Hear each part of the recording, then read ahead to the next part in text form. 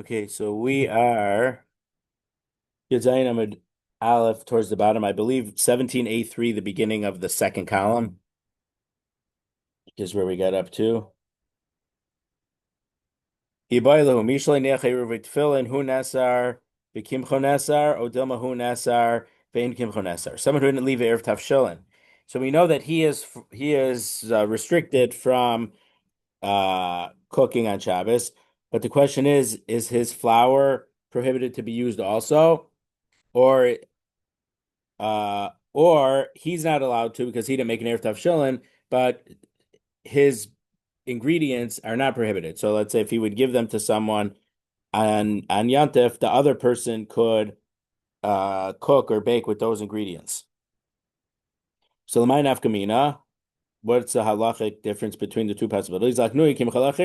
If he could be makna his flour to someone else, and the other person could bake with it. If we say that he is restricted from baking and his flour is also prohibited to be used, he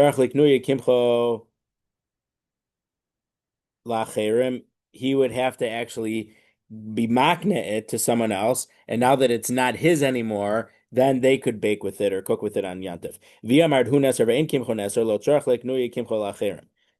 But if by when he didn't give his make an erev tavshilin,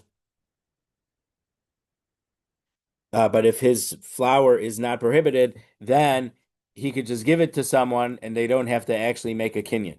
Now, we're not allowed, there's certain restrictions about kinyan on Yantif, but we've seen earlier, not explicitly, but like the storekeepers are closed on Yantif, but they're open to the extent that if someone needs food for Shabbos, they can give it to the other person and then they'll make a cheshbon after Yantif, to pay for it. So do you do so? Would this if for this guy who didn't leave an erev tavshilin, would he actually have to do a kinyan to transfer the ownership of his flour to someone else so that other person could cook or bake for him? So tashma, what's halacha? Tashma, it's learned from a brayso, mishlei nechei ruvei tavshilin, someone who didn't leave an erev tavshilin, hareza lo yofav lo yivashav lo yadmin. He's not allowed to bake or cook or wrap up the food so it would be warm for Shabbos. Now, there's two types of wrapping up food. There's one that's it retains heat, but it doesn't add heat. And there's a type where there'd be like some coals with like sand, and they would wrap the pot in that.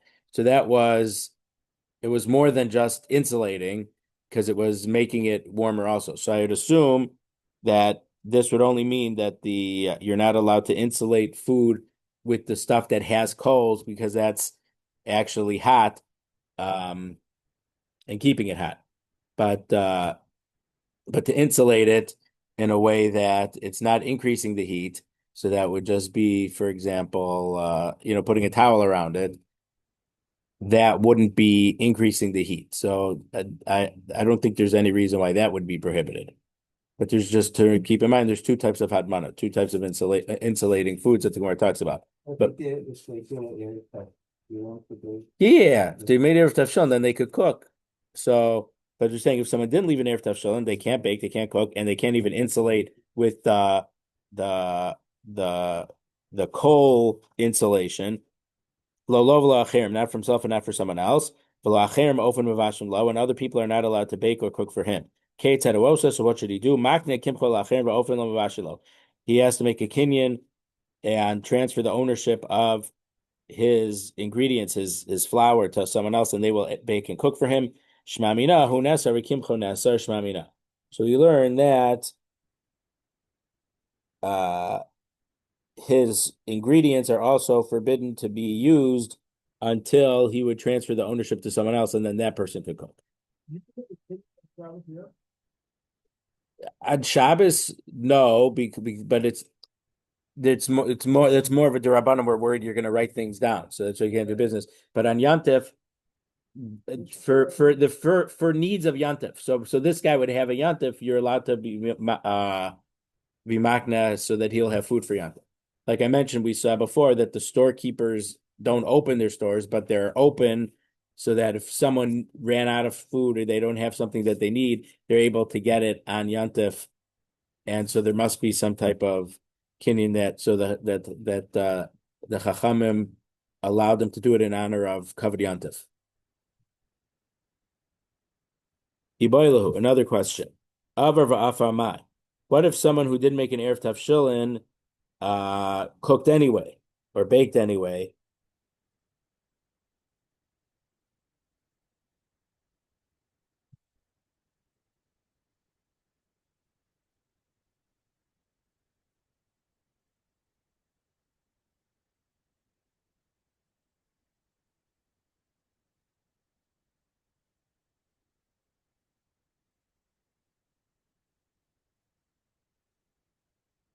Okay, so Tosfos actually doesn't understand this Gemara so much. He says if this guy's ingredients are prohibited, even if why would he be able uh to get around it by being magnet to someone else? So Tosfos flips the girsa. Tosfos says that the question that the girsa was, like you think this is the Bahag's girsa. No, that's not true. It was some that if he's not allowed to eat, but his food is allowed to be used, then he could be magnet to someone else. Meaning the Tosos was bothered by if he's not allowed to use his ingredients, how come he's able to then transfer ownership and then it could be used? Why should that be better? Why should he be able to get around it? So Tosos said that said there was such a gersa, and based on this question, he said the other gersa is more correct. So if he's not allowed to make, if his ingredients would be permitted to be used, then he can transfer ownership to someone else and they can cook for him. And if he didn't make the tavshillin and the ingredients are prohibited, then he's completely out of luck. Even transferring the ownership wouldn't help. So that's what Tosfos says about this. And then when the Beitza from this, that he had the different gears in the Beitza also, and that the conclusion was that his ingredients are not prohibited, therefore you're allowed to transfer ownership. And so let me just tell you what the halacha is. My memory. Yeah. We already discussed uh, making a with everything. Yeah, communal one, yeah. So So I guess so this must be a case where there was no one who made it for the whole city. that was Okay. So the Shulchan Aruch and Siman Tav Kuf Chav Zayin Sif Chav says Mishla Erev, someone who didn't make an Erev tavshillin, just like it's forbidden to cook for himself, he's not allowed to cook for other people even in their house. And others are prohibited from baking for him, and there's no way to fix it except he has to give his flour and his food to other people that made an Erev tavshillin as a gift, and they can bake and cook and give it to him. And they're even allowed to cook in his house. If there's no one else who made an Erev tavshillin, some says he's allowed to bake exactly the one bread and to make one pot of food and to light one candle.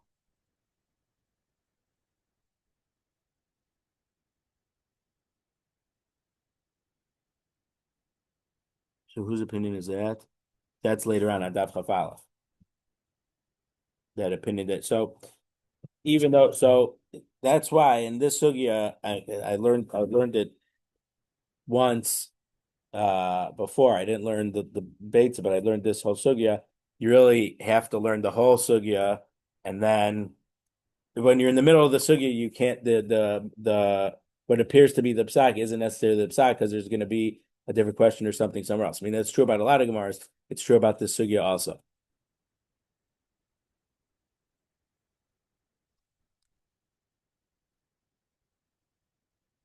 So, I mean, so the way that the Shulchan Aruch paskins, well, not clear. I have to see in the Beis Yosef. Basically, it does. It seems that Tosfos. I mean, it seems that the Shulchan Aruch does not paskin like Tosfos. It paskins like our Gemara, and and his food is prohibited to be used also until he has to give it as a gift. So that's a kinyan going to someone else. Okay. Um,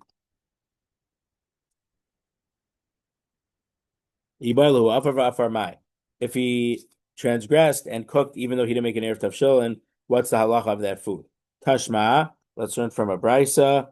Mishlo hinech eruv tavshilin ketzad osa. Someone who didn't leave an erev tavshilin, what should he do? Makne kimcho lacherim v'acherim ofilim v'ashalav. He should give ownership of his flour to other people, and they will bake and cook for him. As we turn to Yudzayin Amud Beis, Vim Isa, and if it is, meaning if what? If he would be allowed to cook, even though he didn't leave an erev tavshilin on an emergency basis, listening avar v'afar mutter. That should say that if he transgressed and he cooked, he's allowed to eat the food. It doesn't say that. It says that he has to give transfer the ownership to someone else and they bake. So it shows that he's not allowed to cook or bake. Amravada bar masna tana takansa de terakatani. So Ravada bar Amasa says no. It could be that he would be allowed to eat, but it wanted to tell us a constructive way, uh, um, uh, a solution that doesn't involve doing anything wrong. It wants us to tell us the heter, to the way to do it properly. Takansa di surah loktani. It doesn't want to tell us something which is an isser. But you could say it's not necessarily, you don't have to say it this way, meaning what's the lechatchila thing to do and what's the b'diavad thing to do. You could, so one way you could interpret this statement is that he's telling you the best way, the best thing what to do. And he's not telling you the b'diavad thing to do. That's not, you don't have to read it that way into that answer, but you could read it that way into the answer. But there's no need to read it into that way. Pashma. So now we're trying to bring a different brisa to answer the question. If he didn't leave an erev tavshilin and he has no food, can he cook something anyway? Someone who left an erev tavshilin can bake and cook and insulate the food. And if he wants to eat his erev tavshilin food, he's allowed to. Meaning, once he finished preparing all and doing all the cooking and baking and insulating that he needed for Shabbos, he could already eat his erev tavshilin food on Yom Tov. He doesn't have to wait till Shabbos. Now we learned before, we saw the Gemara say that if you lost your erev tavshilin, if it was eaten and there's nothing left, then you're stuck. You're not allowed to cook. So we're saying is that if you finished all your cooking and insulating, you're allowed to eat your erev tavshilin then when it's still Yom Tov. Let's say you're going to eat it. You did everything you needed and you insulated it, an hour after lunch on Shabbos, you could then eat your erev tavshilin food. That's what this brisa is saying. But if you ate the erev tavshilin before you finish baking, before you finish insulating, you're not allowed to bake or cook or insulate the food because the only thing that allows you to do it is the erev tavshilin, which we learned a few weeks ago is that you started the Shabbos process, the process of cooking for Shabbos before Yom Tov started, because this food symbolizes that. So only when this food still exists shows that the process started before Yom Tov. So if you don't have that food anymore, you're not allowed to cook for Shabbos anymore. Lo lachem, he can't cook or bake for himself or for other people. Lachem open vashin lo, and other people are not allowed to bake or cook for him. Aval mavashu Yom Tov, he's allowed to cook for Yom Tov itself. Shabbos. If he has leftovers, he can use that on Shabbos. Yarim, but he can't do some type of trickery that he's making a super large thing on Shabbos in order to guarantee that he'll have enough for on Yom Tov in order that he'll have enough for Shabbos. Now we saw last time earlier on Yudzayin Amud Aleph that once you're baking, you're allowed to bake a full oven because the bread tastes better if the oven was full, and you're allowed to cook. Even though you only need one pot, you could fill the whole pot because that whatever action of cooking you do, it's the same action of cooking if there's a lot of food in the pot or only one in a pot. So it seems that he's being penalized in this case. He can't make a trick like that,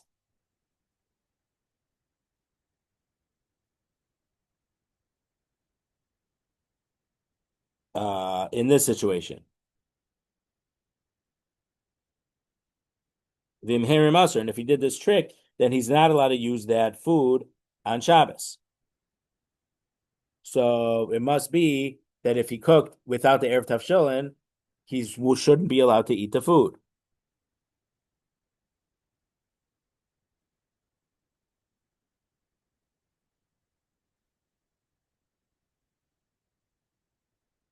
So I'm Ravashi, Haramaka Amart. Ravashi says you're trying to bring a proof from a case of when you're trying to make a trick to get around the halacha. Shani Harama Dachmir Barabanat Femi Mazid. No, trying to make a trick to make it to go to make it look like you're not doing anything wrong. The Chachamim were more strict from this about straight up violating the halacha. Because unfortunately, if people would do tricks, everyone would do tricks, and then the whole halacha would be a joke because everyone would always do these tricks around it. So we can't prove from that brisa that if you cooked, it's prohibited because maybe just straight up cooking, just what you need for yantif, is not as bad as trying to get around with the chachamim's takana by using some type of trick called the harama. Rav Nachman bar Yitzchak Amar, Rav Nachman bar Yitzchak says, "Ha mani chanani hiva liba de Beishama." But we're not going to bring a proof from this brisa for a different reason because this brisa is said by the Tana Chananya and it's according to Beishamai. When we don't pass like Beishamai, the Tana because we learned in the brisa Chananya Omer. Chananya says Beishamai Omer, and that Beishamai says Ein ofen elim kain erev b'pas. You're not allowed to bake unless you made a bread erev tavshillin. Vein mavashim elim kain erev b'tavshil, and you're not allowed to cook something in a pot unless now whether roasting would be included with this, it's an interesting question because it's true in general. For certain halachos, let's say if had a kasher, wet cooking is different than dry cooking. So roasting would be more similar to baking because they are both done with the dry heat and no water. And that's why for Pesach, we don't kasher any roasting pans or baking dishes because since it's a dry heat, it would need to have a liba that you get to such a high temperature, it's going to get white hot. And the trays aren't going to be strong enough to withstand that heat. Whereas a pot that you cook with stuff with liquid, all you need to do is either boil in there and then you put the hot stone so it goes over the top, or put that into a bigger uh, pot with boiling water, and that's called hagala. So that's a low, but boiled water temperature is much lower than a white hot uh, libun. Now the word libun means white, but it means in this context white hot.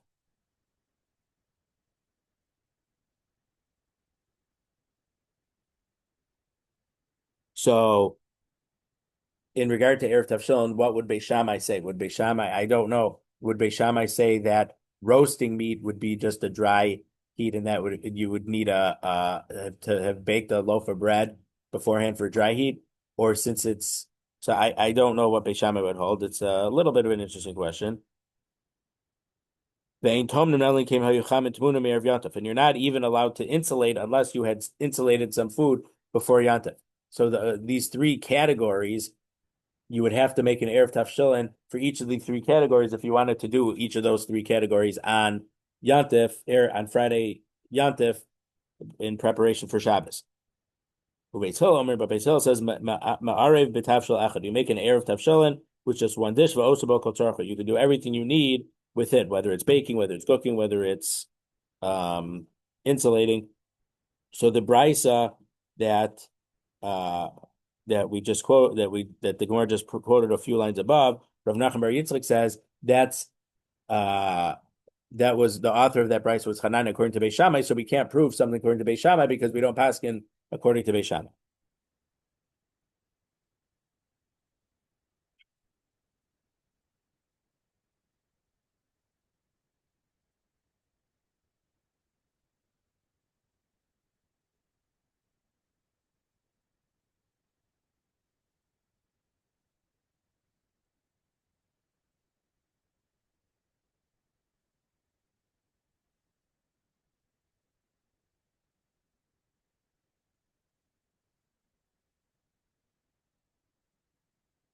Tanan. So now we're going to try to bring a proof from a Mishnah in Trumos.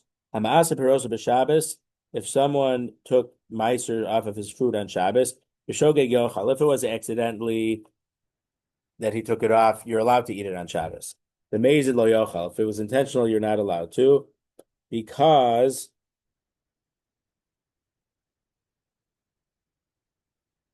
the Chachamim said we don't separate trumas from maestros on Yantif. Um, I think it's because of you're making something to its final form. You're fixing it. So midrabanan, you're not allowed to take the truma or meiser on Shabbos. And if you did it intentionally, the Chachamim penalized you and said, since you're violating our takana, uh, there's no heter for you. So just like here, the Chachamim said make an erev tavshillin, and if the person didn't make an erev tavshillin, he can't get the benefits of erev tavshillin by ignoring the takana of the Chachamim. So why don't we learn from there that just like there, the takanas Chachamim was you can't take meiser off, and if you did it intentionally, you're not allowed to. So here, if you forgot to make an erev tavshillin, you're not allowed to intentionally cook, knowing that you didn't make an erev tavshillin, you're cooking anyway, because Chachamim said you can't ignore us like that. If you do, we're gonna just say you can't do it because you're ignoring the takanas Chachamim. So the word says lo sricha. You can't bring a proof. This halacha needed to be taught. The islahu peri achrina. This might be a case where you have other fruit or other produce, and you want to use specifically this. Chachamim said, no, you already have something else, so we don't let you take trumas or meiser off of this. But it could be that on Yantif, when you didn't cook any food for Shabbos and you didn't make your erev tavshillin, the Chachamim would say we will let you cook something so you'll have food for Shabbos. Maybe that's what they say. So we can't prove from this Mishnah. Tashma, let's prove from a different Mishnah. Hamatpel Kalev b'Shabbos. So what if you so this is, I think there's a machlokas about this.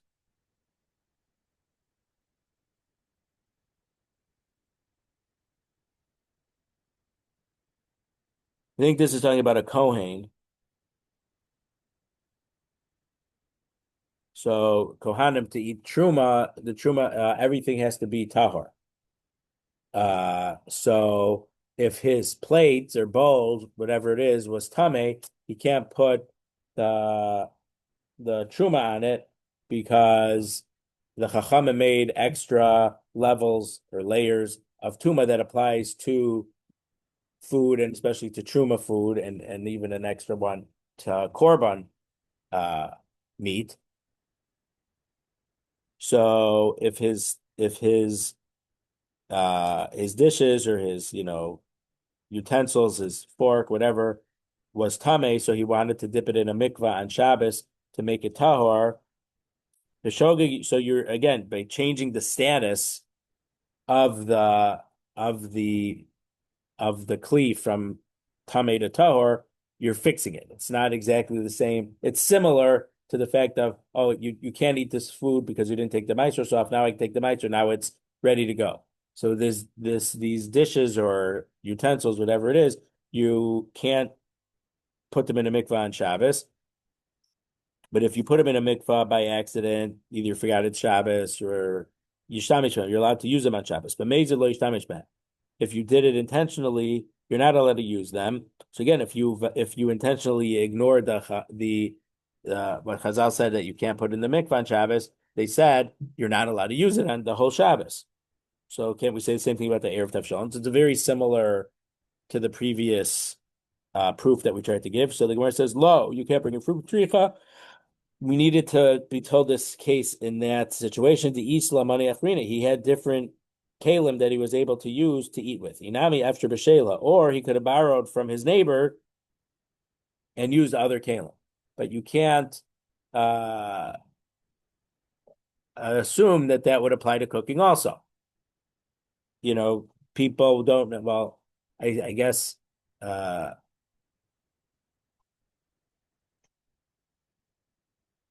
people in those days, I guess because they didn't have refrigerators, or whatever, they didn't overcook to a large extent. So we couldn't assume that your neighbor would make enough food that you'd be able to borrow food on Shabbos, especially a 2 day yontif in those days. Israel is going to be stuck with the 2 day yontif for Shavuos because Shavuos is Friday Shabbos. So for them, Friday is Shavuos and Shabbos is a regular Shabbos. For us, it's the second day yontif, so they'll be ahead of us by one parsha for a while. Tashma, let's bring a proof from a different Mishnah.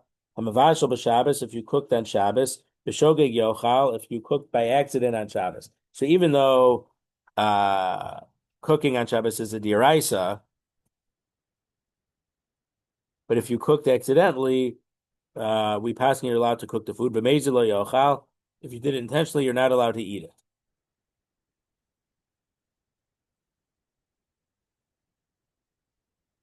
But there actually is a halacha that you're not allowed to eat it right after Shabbos. Well, it gets a little more complicated than this, but you usually would have to wait. You couldn't eat it right after Shabbos was over either. You'd have to wait the amount of time that it would have taken to cook that food if you would start right after Shabbos. So if it takes 15 minutes to cook that thing, when Shabbos is over, you have to wait an additional 15 minutes penalty for cooking on Shabbos. I think in some cases we say that it's usher forever. So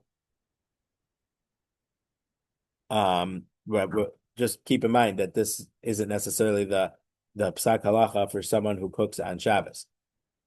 So the Gemara says Isur of Shabbos shiny. No, Isur of Shabbos is different because that's using a complete diraisa. So that clearly would be more strict than cooking without an erev tavshillin on Yantif, which is only asur midrabanan. So you can't bring a proof on this midrabanan from a diraisa. So we were not able to find a proof from these like 6 brisas or mishnayos or so to answer our question. And I think on Daf Chaf Aleph,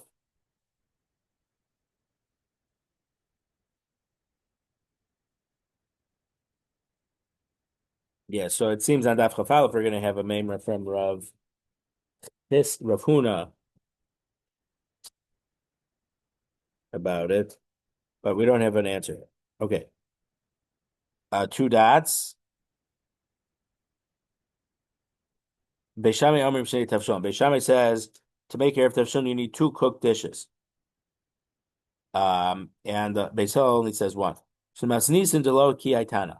Our Mishnah is not in accord with the following Tana. The Tana because we went to the Brisa. I'm Rabbi Shimon Elazar.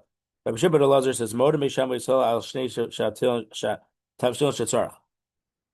Beishami and Beis Hillel agree that you need 2 cooked foods for Erev Tavshon. Almen Achlaku. What are they arguing about? Al Dago Beitza Sha'alav. If you made fish with egg on top of it, Beishami Omrim Shnei Tavshon. Beis Shammai counts that as 2 foods. Beis Hillel Omrim Tav Shalachat. Beis Hillel counts it as only 1 food. And this, if that was true, what Rav Shimon Elazar says, this is a case where Beis Hillel is more strict than Beis Shammai. But if you mashed an egg and put it inside the fish, sharise kaflutos b'nasan l'tochadag, or if you chopped up very fine kaflutos, which the ArtScroll translates it as leek, but leek is usually lefes. So I don't know. Shehim Shnei Tavshillin. Beis Hillel would agree that that's 2 cooked foods because that's kind of something by itself and it's put inside the fish, so it's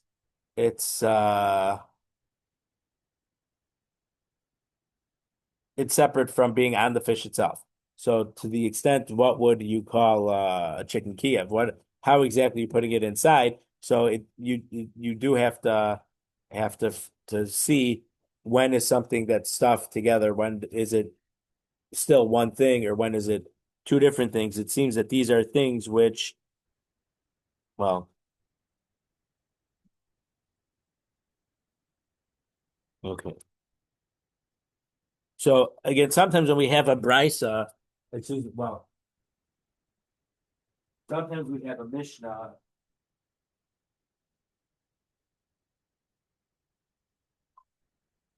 and the Gemara tries to figure out who the Tano is. And we've seen cases here already.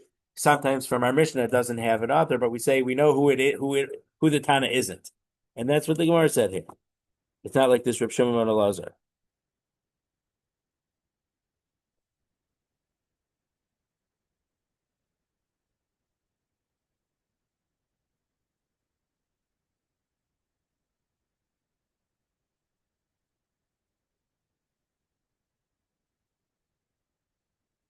Okay, so the Jasper just says as say that a calf float is a leek with a head, heads of leeks.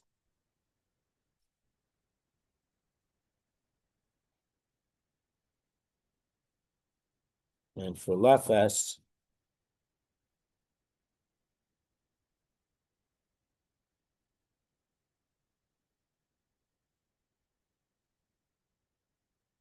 no, he translated lefes just something which goes with bread, some type of vegetable that goes with bread. Turnip heads.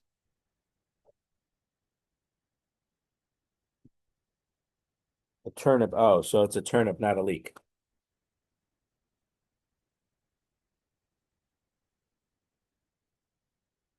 Okay. Amar Rava says, Hilchos Akatana Didan. We paskin like our Mishnah, not like Reb Shimon ben Elazar that we just quoted. But leave it to Beitz Hillel, we paskin like Beitz Hillel, and it's a little bit of a question why he has to say according to Beitz Hillel, because there's a machlok of Hashem Beitz Hillel, we would always paskin like Beitz Hillel. But okay. So Tosfos, a very important Tosfos here. I'll read it outside. So Rashi says we pass like a Beis Hillel that all you need is one cooked dish. Rabbeinu Tam says that for baking you need an erev tavshillin for bread, and you're not allowed to bake if all you did was have a cooked food. Because we pass like Rabbi Lazar who says you could only cook if you had a cooked food, and you only bake if you have a baked food. Because the Gemara earlier in the parak brought a stam like it, an anonymous price like that.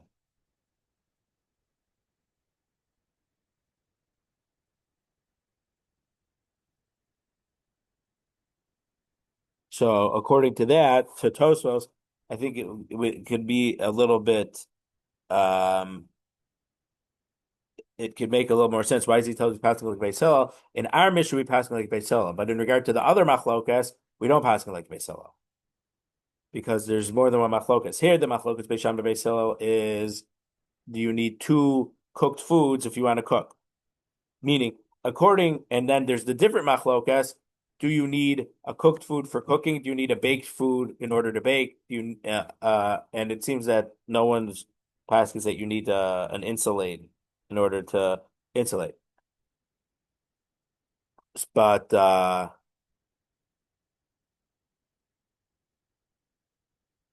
so in regard to this, that in order to cook, you only need one cooked food. We pass like this Beis Hillel. But Rabbeinu Tam learns that, well, not because of that question, but I think that this question doesn't start according to the way Rabbeinu Tam explains the Gemara, that that you do need that one cooked food would allow you to cook any food in a liquid cooking, but not for baking.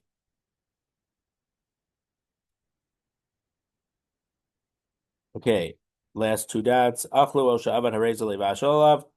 If you ate the Erev tavshillin food or it got lost, you're not allowed to cook with it anymore because you don't have it. Rabbi says, Natinan, we hold, Hischel be'isaso benechal eruvo gomer. If he started with the dough and then the Erev tavshillin got eaten, he's allowed to finish it. So, which is a kula,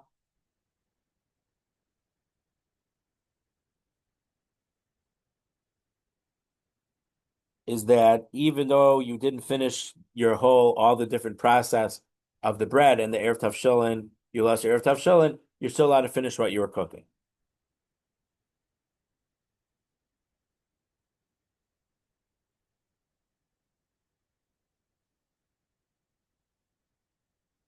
Okay.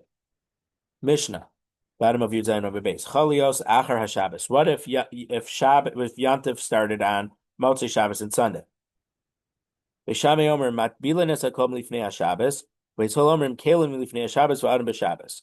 So, what do you have to do with your anything that you have that's tame that you wanted to put to the mikvah to make it tahor?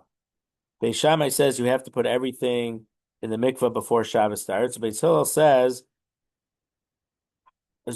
so. There's a halacha that chayav adam latar atzma b'regel. A person is obligated to purify himself for yantif, and um, besides for I think we've mentioned this halacha that the potter people selling pottery cookware and stuff, even though they're not believed that it would be that the stuff they're selling is tahor the rest of the year, when it's yantif time, they're believed that it's tahor because uh when the Beitza Mikdash existed, people had to be tahor in order to eat the korbanos. Um, um, but just like there are some people who have a minhag to go that people not that they go to the mikveh every day, but they'll go to mikveh erev yantif. I mean, some also do it erev Shabbos, but there seems to be a bigger halachic reason, not Kabbalah reason, but a bigger halachic reason that you should go to the mikveh erev yantif than for erev Shabbos, because chayv adam l'tar atzma b'regal and not necessarily for Shabbos. So Beis Shammai says everything has to be put in the mikveh before Shabbos. Beis Hillel says kalim have to be put in before Shabbos, but a person himself, he can go to the mikveh on Shabbos so that he's tahor for when Yantiv starts. V'shavin, but Beis Shammai and Beis Hillel agree. Shavin is like the word equal. They're equal, meaning they agree. Shemashikin es hamayim b'chli even l'tahara. So this is a case where you have some good drinking water, but it was tame, and a kli even, a stone kli, is a kli that doesn't become tame, but the water inside of it is tame. So the way that you can make the water tahor is if you would lower the cup, the bowl, whatever it was, into a mikvah so that the mikvah water touches that water, so then that water becomes tahor immediately. And Rashi says it's a case where this is good drinking water. The mikvah water is not so good, but you're touching it, so it's not ruining the water in your thing. But you needed tahor water, whether it's a kohen or not.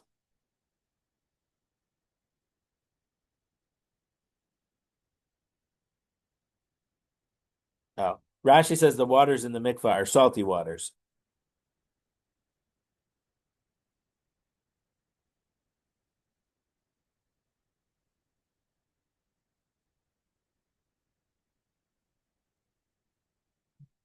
So you're not ruining. Well, the question is, if you had a mikvah with a lot of water, could you take water to drink from the mikvah? So Rashi is obviating that question by saying the waters are salty, so you couldn't drink those waters. But you have to realize, though, but the thing is, and this is why they have all these people, trying to raise money for clean water in Africa. The same streams that they drink from are the same streams that they bathe in, and it's the same streams that the dirty stuff goes into. So in those days, and it was a huge thing for the Army Corps of Engineer here to separate the Chicago River from Lake Michigan, because that's what happened. The river was flowing into the lake, and people were getting sick from drinking the lake water. So they built all these canals, and they put in the locks in between the river and the lake, and reversed the flow of the river, so that people wouldn't get sick from that. So in those days, how more dirty was the mikvah water than regular water that they had available. It probably wasn't so different, but Rashi is saying that this was salty, so it wasn't drinkable. But if you just touch it, the water would touch, it won't ruin the other water, but it would make it tahor. It would be tahor water. Now, I guess for this, it would probably apply even to for a non-Kohen, because if everyone was tahor for the regal, they don't want this tame water either. Rashi points out that this halacha only applies to making water tahor. If you had different food or liquids, no, not all liquids are makabel tuma, but um, liquids that can be makabel tuma. I think we'll see later. Fruit juices aren't necessarily makabel tuma. So there's a mnemonic for, I think it's seven liquids that well, that's slightly different. So uh, food or produce can't become tame unless it at one time got wet with one of the seven liquids, and the owner knew about it and was okay with it getting wet. So the mnemonic is Yad Shachatam. Yud is for wine, Dalit is for blood, for dam. Shin Ches Tes, shemen, olive oil. Ches is chalav, milk, and we'll see from our Gemara it includes um not just milk from an animal, but also if human milk would come in contact that, then it could become, that item could become tameh. Yad shachat, tes is tal is dew. So if it didn't get wet, but dew went on whatever you had, some type of food you had outside, and you're happy about it, the dew now makes it's hukshir l'kavatuma. And then yad shachadam, the other dalit is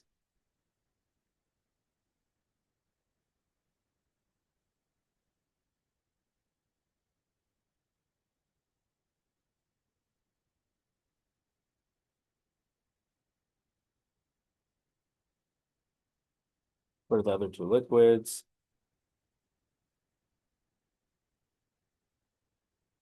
Mem is for mayim, and I don't remember what the other dalit is for. One is blood, and one is, I don't remember right now. Not that. No. So any other liquid that would have become tame, this connecting it to water from a mikvah won't make it tahor. It only applies to water itself. And I assume that it says that this water is in a kliyeven because a kliyeven cannot become tame. Avalo, but if the kli itself was tame and the water inside was also tame, it's not such a simple thing to make them both tahor. It may not be possible. I don't know. Avalo matbilin, avalo matbilin. But Rashi says that the Gemara says you're not allowed to be tovel if this tame water was in a tame wooden vessel that um you would need to fully immerse the wooden vessel in the mikveh so that it becomes tahor. That you're not allowed to do. You're only allowed to do it because in this case you're just touching the waters so that the water becomes tahor. But if it's in a tame wooden or different type of vessel that can contract tame, become tame, you're not allowed to do tefillah on those, just like you wouldn't be to tefillah. So the only thing we're being matter is to connect the water in this not tame vessel to the water of the mikveh to make the water itself tahor. Umatbilim nigav legav, and you are allowed to make put something in the mikvah on yantif, so it's from one thing to another thing. Umechavura chabura lechavura, and from group to group. So the Gemara will tell us what gav legav and chabura lechabura is. Gemara, last two lines on Yud Zayin Amud Beis.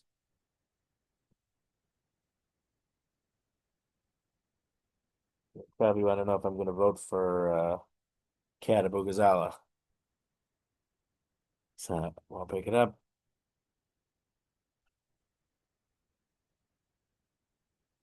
Gemara, Dekuli Amamias Kli B'Shabbos Lo. Beis Shammai and Beis Hillel agree that you're not allowed to immerse into a mikvah, a vessel, on Shabbos. My time, what's the reason you're not allowed to?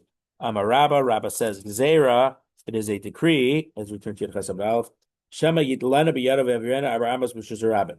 Lest you take it in your hand and you walk into Rishus Harabim on Shabbos to get into a mikvah. So it's similar to the reason that we don't read the Megillah on Shabbos.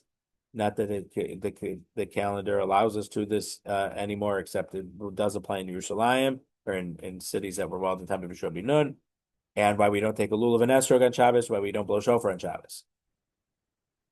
Is if we did, we're worried that you would carry it on Shabbos outside. Amrle Abaye says, but Yeshlo Barba Chatzera Ma'ikla Meimar, if you had a pit which was big enough and was a mikvah in your own courtyard, you're not going to take it to Rishus Harabim. So let them be allowed to use to be tovel there on Shabbos. Ma'ikla Meimar, what would you say about that? Amrle Gzera Barba Chatzera Atu Barba Rishus Harabim. They decreed you can't even immerse something in a mikvah in your own chatzar, lest if we allow that, then someone who might go through the Rishus Harabim and carry on Shabbos to take the kli to the mikvah. Haterech b'Shabbos. So that's okay. Why we understand why you can't go in the mikvah, put it in the mikvah on Shabbos. Yom Tov ma'ikla meimar. But what about Yom Tov?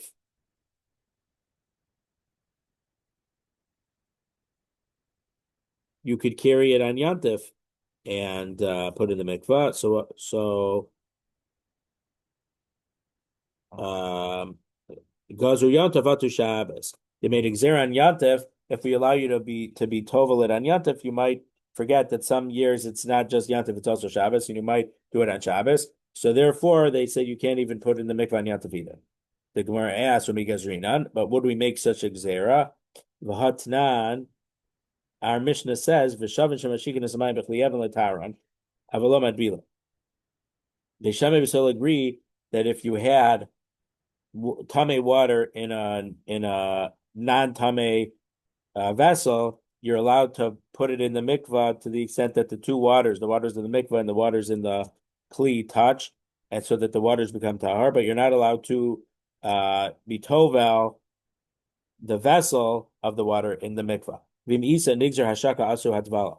And if what you're saying is right, that they made a gzera that you're not allowed to be tovel on Yom Tov, less to be tovel on Shabbos, we shouldn't even allow you to connect the waters within this dish on Yom Tov, because if we allow that, maybe you'll do a tevilah of the entire dish or container on Shabbos.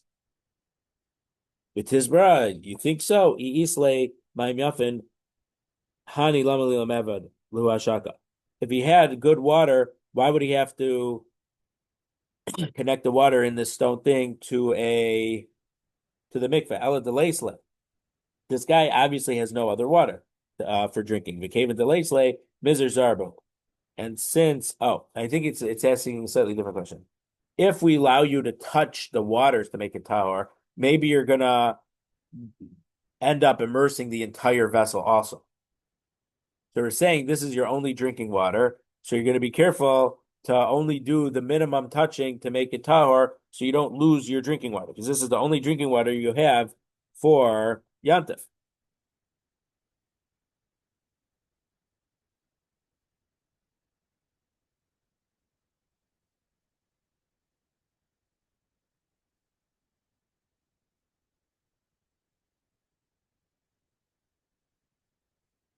And Rashi says the fact that it's his only drinking water, he normally would be careful on it. So the fact that they did become tameh, and especially because he kept it in a tahor, in a vessel that's not capable of becoming tameh, it was a fluke situation and something that's a very unlikely, unusual situation. The chachamim don't make gzera about. So the whole fact that he had this tameh water is an unusual situation. So the chachamim are not going to make gzera. We're not worried about this unlikely situation that if we allow you to do this, you're going to come to do it in a regular situation.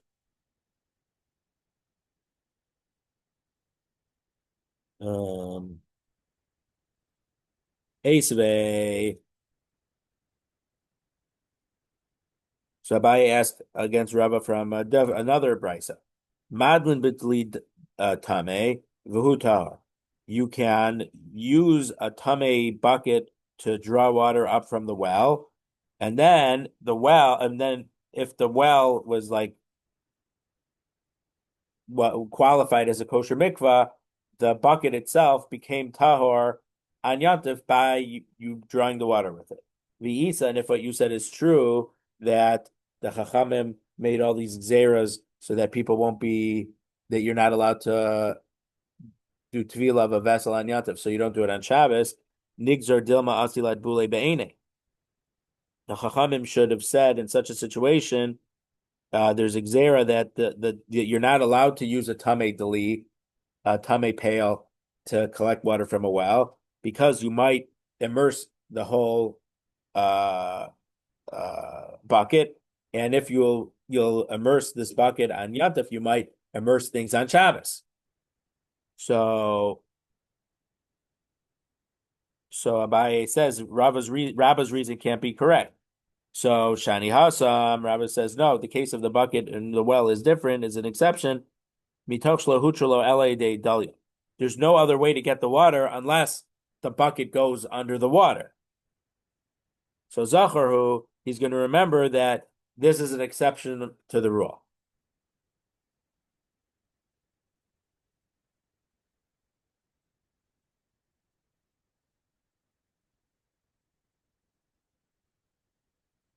But also, Rashi says that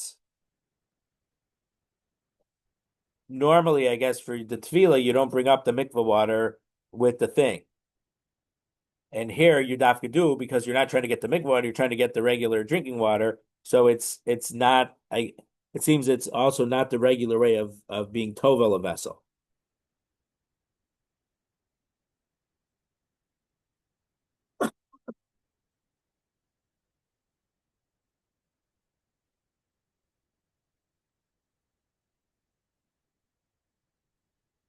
Zachar, who he'll remember that this is the only case that it's situation where you're able to be to put a kli into a mikvah on Yantif, and so he won't make mistake.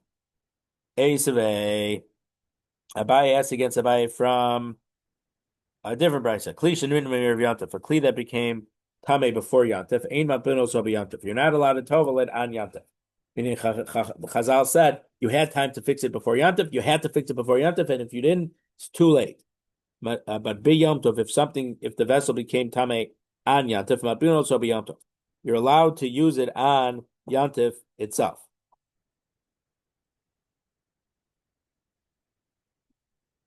So Rashi points out. So when we're talking about tuma of food, a tremendous amount of the food tumas are only midrabbanan.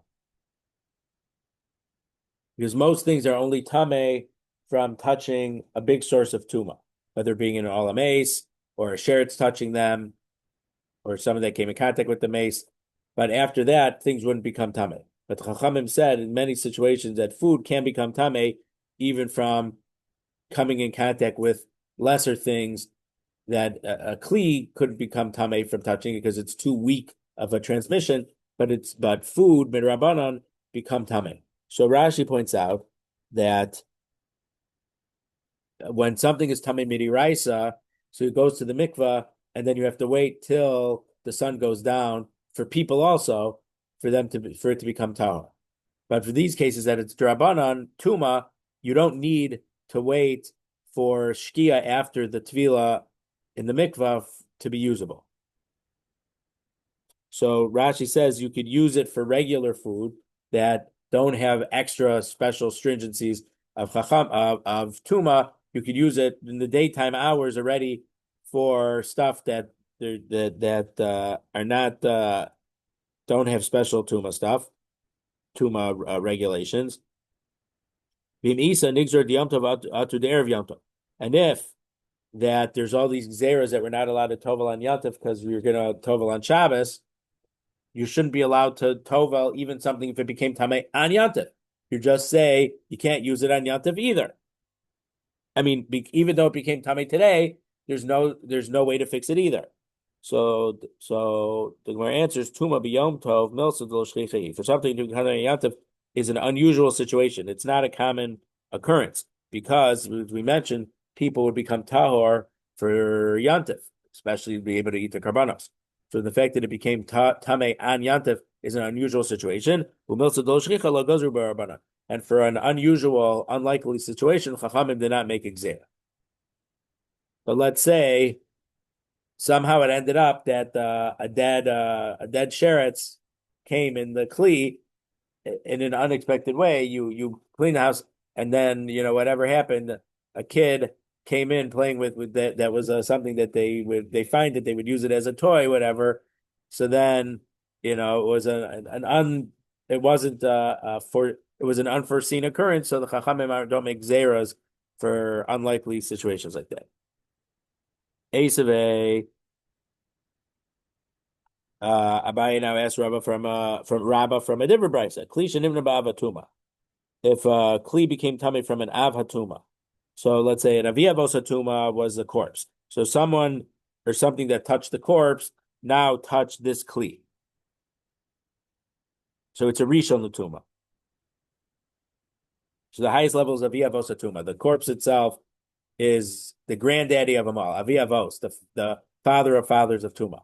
So then someone who would touch that is an avatuma, and if something would touch that, it would be a rishon. And that's from Rudy Rice, where Tuma would end. And or if someone was a Zav, or if something touched the Sheretz, those are Avatumas, and something that touched that would be a Risha. Ein Mapino so Yom Tov. You're not allowed to immerse a Kli that became Tame from in such a manner on Yom Tov.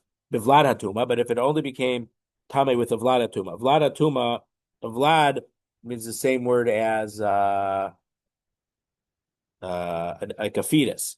So it's a Rabbana, it's tuma in a very embryonic stage. It's a very low level tuma that's midrabbanan. It's not a diaraisa level of tuma. Diaraisa, this thing would be completely taha. But in order to strengthen things, Chachamim made a lot of levels of extra tumas.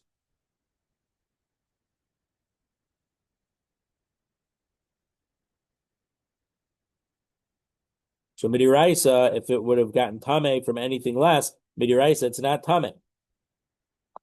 So matbinos will be Yom Tov. We allow you to put it in the mikvah on Yom Tov. Vim isa nigzar ha'ataha, and if the Chachamim made all these zeros so you won't be tovel on Yom Tov, so you won't be tovel on Shabbos, we should also prohibit, make a zera that you're not allowed to be tovel this vessel, even though it's not even tamei midirabanan. Excuse me, it's not tamei midiraisa. It's only tamei midirabanan. We're worried that maybe you will then mistakenly tovel something on Yom Tov or on Shabbos, which is the actual source. So the Gemara says, no, that's not a strong question. So what's a situation where you have one of these low levels of tuma, vlada tuma, gabi kohanim? That's only when you have kohanim. It's either truma food or korban food. Kohanim's rizimim. Kohanim are very careful about things, and so they're not. I think Rashi has two lashonos here.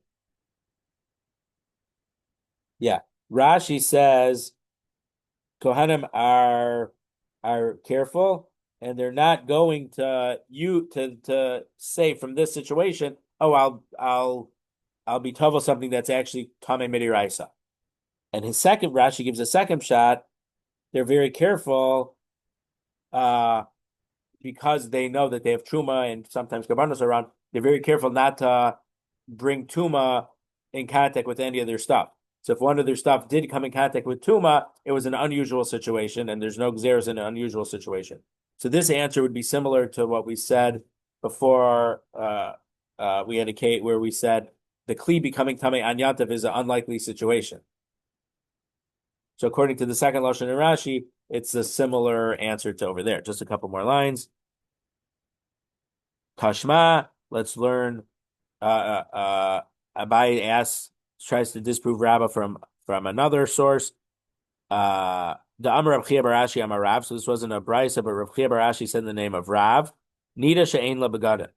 If a woman who was a nida and she needs to go to the mikvah, but she doesn't have any, she does and Yantif, but she doesn't have any clothes that are tahor. So So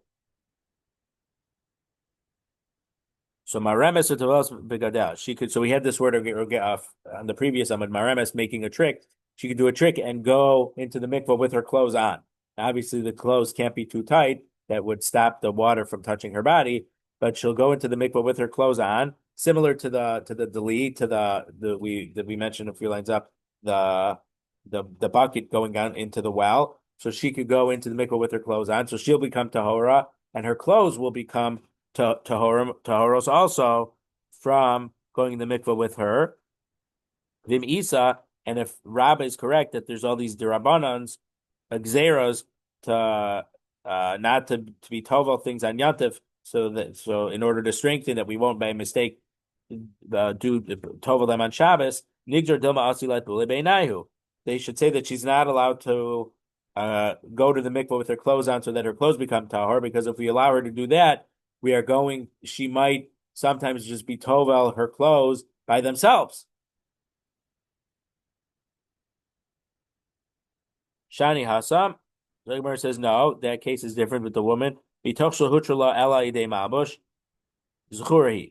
we only allow her to get to her clothes by in an unusual manner that she has to be wearing them when she goes to the mikvah, which is not the normal way of how you uh, uh, put clothes in the mikvah. She'll remember, and she's not going to learn from that she can do it on a regular Yom day, and then if she does on Yom day, she'll do it on a Shabbos day. Okay, so Tosos asks a question.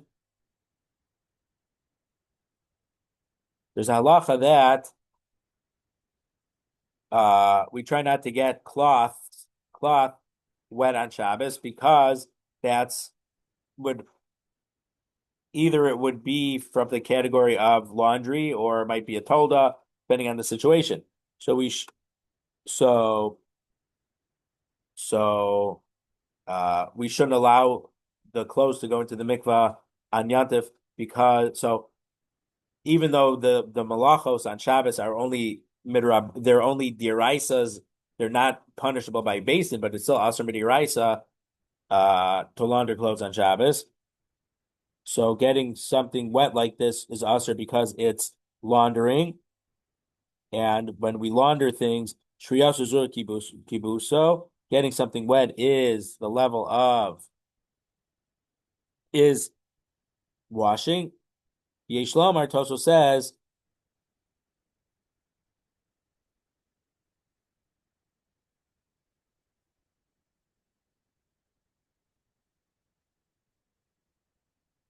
So he gives an answer. I understand what you're trying to say. I for some reason I can't give words right now to explain what he's doing right now. Um,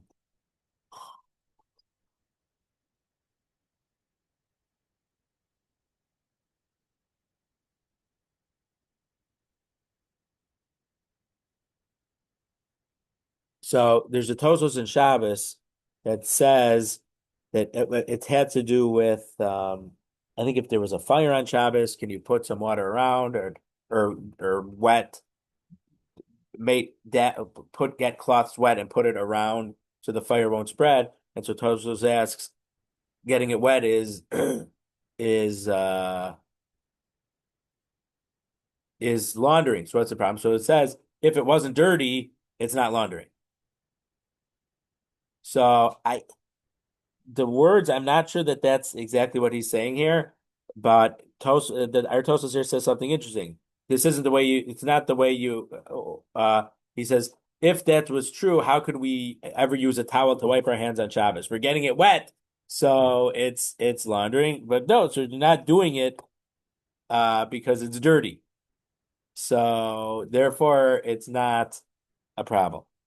So peeking, um, so even though this halacha were the main topics of Erev tavshillin are done, and we got this aside, and the main thing was about being tovel things from this mission was being tovel things on Yantif. We got a slide halacha sneaking in over here about the halacha of laundry on Shabbos or Yom Tov. So we'll leave it here.